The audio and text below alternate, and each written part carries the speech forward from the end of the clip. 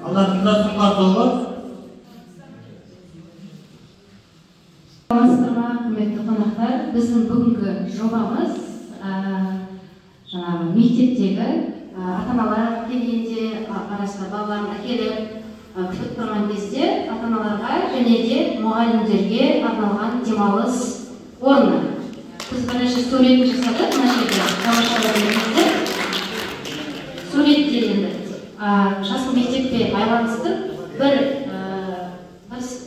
шетін, яғни жасыл желекке айналдырып, қазір макетімізді де көрсетеміз. Бірінші суретке назар аударыңыздар. Яғни бұл жерде демалыс орны отырып, кофе автоматтары бар ішінде, бір жерде аяғыңызды созып, диванға жатып демалып алсаңыздар да болады. Келесі суреттер де бар. Табиғат аясында неше түрлі өсімдіктер бар, экзотический. Фонтанымыз бар ішінде. Арасында теледидар көріп алуларыңызға болады. Ішінде аквариум бар неше түрлі. Бір осындай залда орналасқан.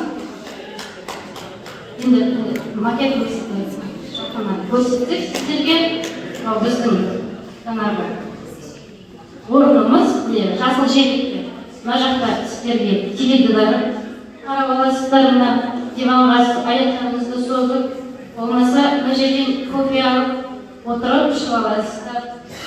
Мына жерде неше түрлі біздің жаңағы жан-жануарларымыз бар. Мына жақта егер де ішіңіз пысса, жаңа ата-ана баласын келіп тұрғанда кітап сөресі бар. Және де шахматный жерде доскамыз бар.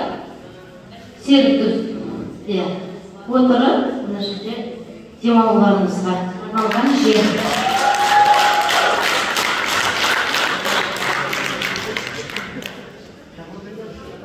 Назар аударғандарыңызға рахмет. Сіздерге жақыннан көрсетемін.